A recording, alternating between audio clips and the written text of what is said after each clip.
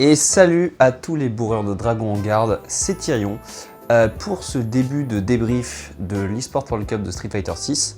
Donc j'espère que vous avez vu la précédente vidéo où j'étais dans les coulisses, on va dire, de la finale de Fatal Fury. Donc cette fois, c'est l'étape Street Fighter 6 et j'ai la chance d'avoir vécu le début de cet eSport World Cup avec donc le dojo de préouverture un peu officieux. C'était un peu différent du Red Bull Comité où là c'était vraiment un parcours officiel où les joueurs qualifiés, enfin plutôt invités devaient venir. Là c'était plus informel mais il y avait quand même des gros joueurs qui sont venus.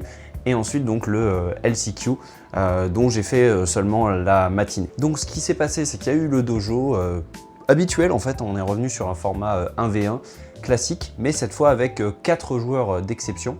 Donc on avait d'un côté Bonchan et Tachikawa qui sont venus ensemble, donc deux grands joueurs japonais, et également de leur côté Uriel Velorio et Dual Kevin.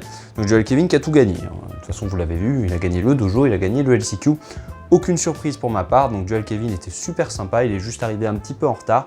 On a pu discuter un peu, moi c'est vraiment un de mes joueurs préférés. On avait donc également Bonchan avec qui moi j'ai pas pu échanger, mais on s'était déjà croisé lors des précédents événements. Et on avait donc Tachikawa qui est vraiment super cool, j'ai pu discuter avec lui, on a fait quelques matchs contre sa Viper, hein. C'est vraiment un joueur qui aime bien changer de perso et c'était vraiment super cool et ça m'amène à venir au LCQ.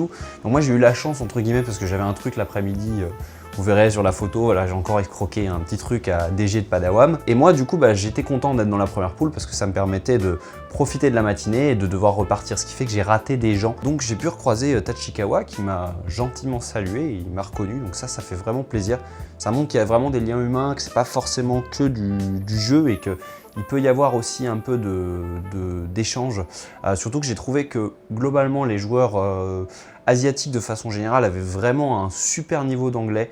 J'ai vraiment eu aucun mal à me faire comprendre et à être compris par eux. J'ai pu aussi rencontrer Itazan, avec qui malheureusement j'ai pas pu jouer, et également Note Pedro avec qui j'ai pas mal discuté. J'ai pas pris de photos parce que c'était un peu parfois à la volée parce qu'en fait on est arrivé à 10 h. Pour la plupart il y avait vraiment une grande queue pour le check-in et d'ailleurs il n'y avait pas encore, ils n'avaient même pas encore reçu les goodies qu'on allait recevoir un peu plus tard. Donc c'était un peu short, mais vraiment c'est super sympa comme scène.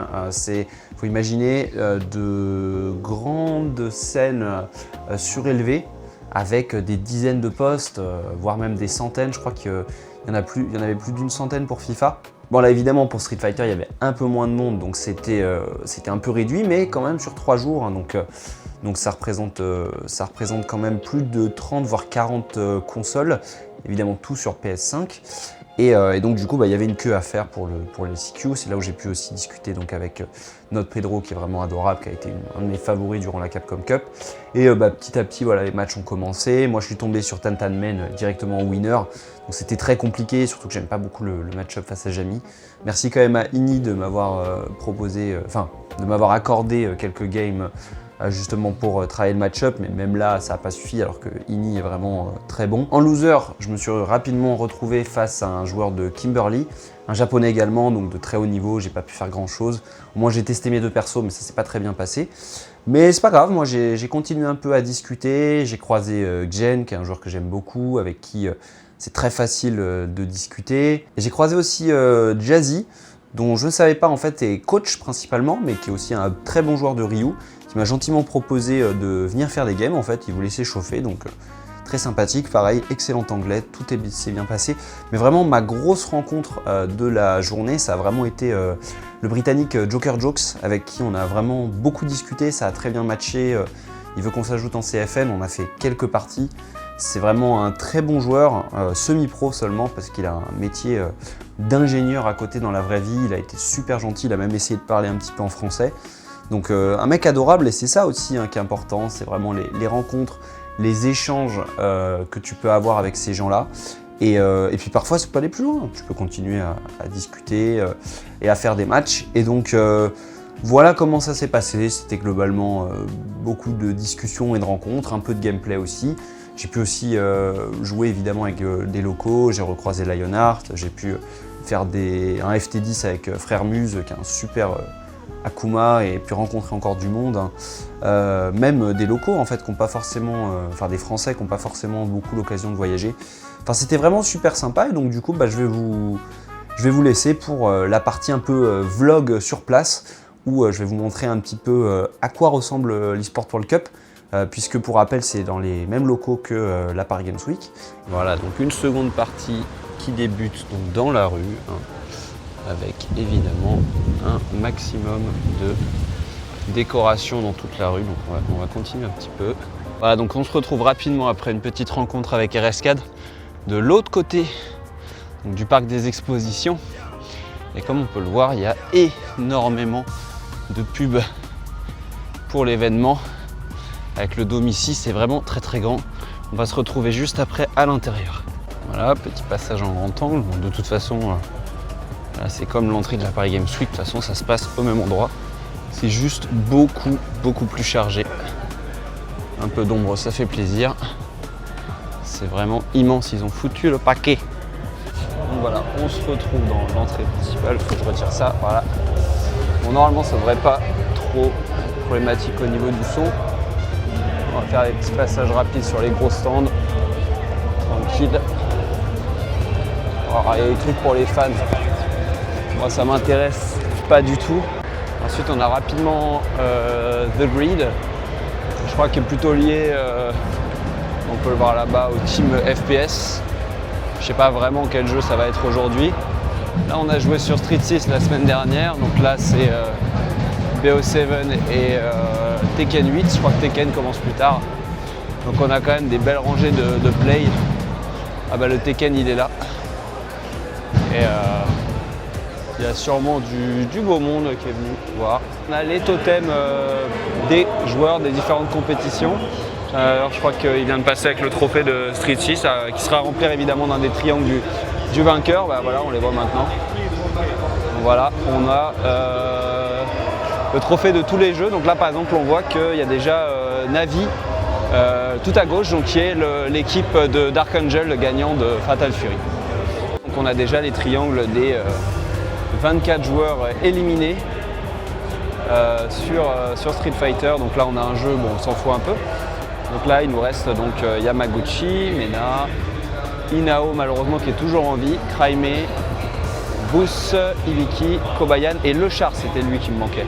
Donc on verra ça la suite tout à l'heure. On a le Dark Angel avec la casquette Fatal Fury aux couleurs donc du logo Navi, donc ça c'est vraiment la classe.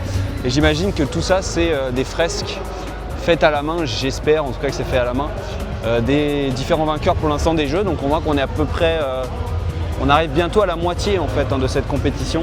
Désolé pour le cadrage un peu dégueulasse, mais voilà, l'idée est là en tout cas. On arrive sur une grosse partie en fait du salon, hein, 10% peut-être.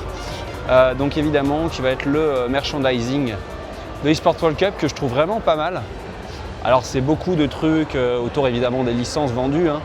Par exemple là on a du Valorant, ça va être beaucoup évidemment de riotement, de rioting, je sais pas comment dire ça. Et évidemment beaucoup de maillots liés aux équipes. Voilà, désolé pour le tournis. Mais moi ce que j'aime bien c'est quand même l'aspect merch directement de le WC. Hop, bonjour. Pour le coup, je trouve que c'est plutôt pas mal. C'est à des prix abordables. Alors, ils ont sorti également plusieurs modèles de répliques de coupe. C'est pas mal. Bah, voilà. Là, par exemple, ils avaient sorti une réplique en noir carbone. Ah non, c'est pas la même chose. Et en fait, ils ont sorti beaucoup de gammes. Moi, quand j'étais venu le mois dernier, il y avait beaucoup moins de choix à ce niveau-là. Donc on verra. Le salaire vient d'arriver, donc c'est pas impossible que ça craque. Et ça pour le coup j'ai beaucoup apprécié cette petite partie avec des miroirs en forme de triangle. Ça c'est plutôt sympathique. J'aime bien l'aspect création de marque en fait en quelque sorte autour de l'eSport World Cup. Donc voilà, c'est quand même super grand. Ça représente quand même tout ça. On a ici des stands sponsorisés qui sont franchement pas trop mal. Donc à l'effigie des écrans partenaires, Lenovo Legion. Avec voilà, des petits stands pour jouer à des jeux. À chaque fois, en fait, ce qu'ils font, c'est qu'ils mettent les jeux en rapport avec évidemment les compétitions en cours. On a un sponsor pour Upsot, je suis désolé, je ne sais pas spécialement ce que c'est. On a juste à côté évidemment le stand de la K-Karmine Corp. Je suis pas spécialement fan de ces gens-là, mais le stand n'est pas trop mal. Le stand n'est pas trop mal, mais pour moi, il est vraiment surclassé très rapidement par le stand Vitality. Et là, on a King Ray Junior qui vient de gagner ou de perdre, j'ai pas fait gaffe. Mais au moins, eux, ils ont des joueurs sur Tekken, sur Fatal Fury. Même si c'est pas les Français, c'est pas grave. Et franchement, leur stand, c'est un des plus beaux c'est clairement un des plus beaux présents sur place. Avec vraiment une belle mise en avant de leurs joueurs. Leurs joueuses aussi, parce que pour une fois, il y en a. Avec quelques petits goodies et un bar gratuit. Donc franchement, c'est pas trop mal. Enfin, c'est même très bien. Voilà, donc ça c'est l'aspect Vitality et ils ont mis le paquet, j'aime bien ce qu'ils ont fait, franchement. On a déjà un petit teaser de l'eSport Nation Cup, donc c'est pas inintéressant. Et là, on a un truc, je sais pas ce que c'est spécialement, mais évidemment au clou du spectacle, donc une demi-heure avant le début. Déjà énormément de personnes placées, c'est assez impressionnant, beaucoup plus que sur Fatal Fury. Et on voit un petit peu la scène qui se prépare tranquillement d'ici une petite demi-heure.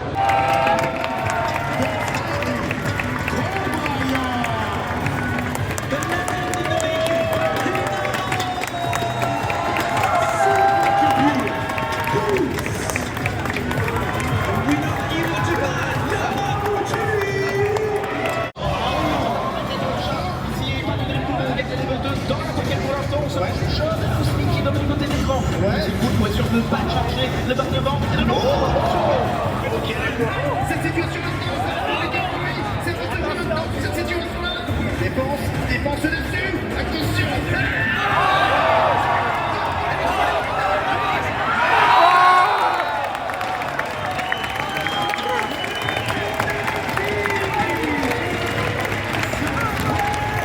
Face off, of course, as always, and it is time for the third match of the day. Another match to step on to semi-final. On my left, Center Division's very own Yamaguchi. On my right, it is Onyx Esports. Booth Lee. It is time for match number 3. Next on the board.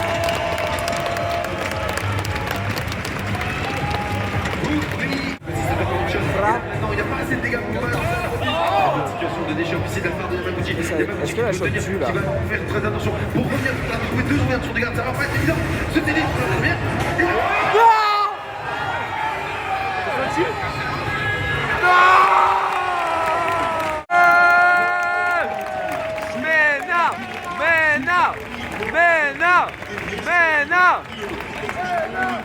To lift the EWC trophy for the first time. You said I haven't done this quite yet, right? So today.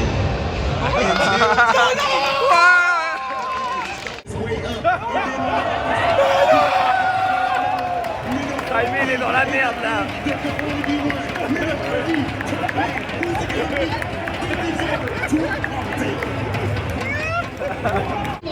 Et peu importe lesquels, ceux qui sont beaux, ceux qui sont très propres. Non, je pense que c'est joué. J'ai la première qui en profite pour mettre la main. C'est le ça qui va énormément de dégâts à mettre, surtout que là il met en burn-out. Je ne pense pas qu'elle va tuer. Non, voilà. Tu vas le laisser à 0 d'ailleurs. Ça sent clairement. Ça sent.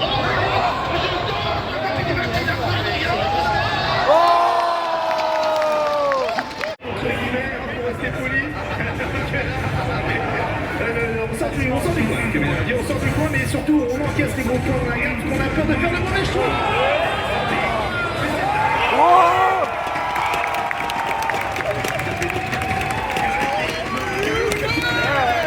Qui voulait pas respecter, ça c'est positif. Attention, on reste encore dans cette phase de menace. Oh! Oh!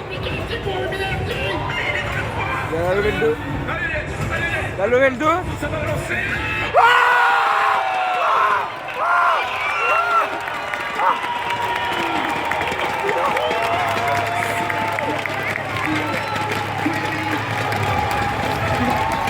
Mais non!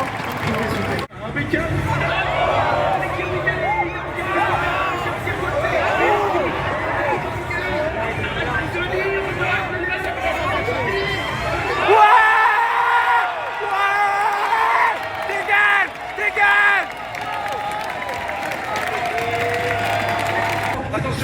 attention, on a bientôt 2 barres. Encore une chance, on a 3 barres du côté de cette Ah, il a poussé Nagui là. Il a trouvé encore l'ouverture, mais c'est pas possible. La course à Nagui. Ouah, la course à Nagui, mon gars. La course à Nagui.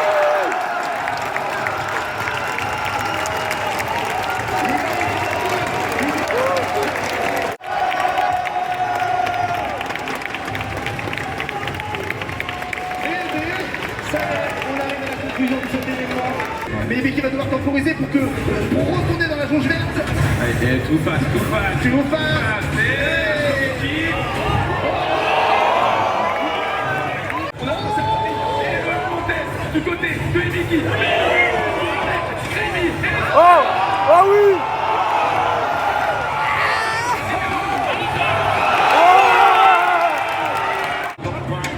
Giro le reste du jeu. Allez, maintenant c'est lui qui attaque. Alors qu'Ibiki est à 2 doigts de mettre bien en burn-out ce soir l'adversaire. La prochaine ouverture pourrait faire très très mal. Si c'est justement un combo DRC. Mais là c'est dans le pari. Mais là on sort des points du côté d'Ibiki. Et là c'est trop dur pour Mickey parce que la moindre chose c'est un avance, il est esquivé. On a vu à quel point Crémy l'a capitalisé sur ces outils-là. Oh, il est fou. Il est fou. Attention, un bon point. Ah,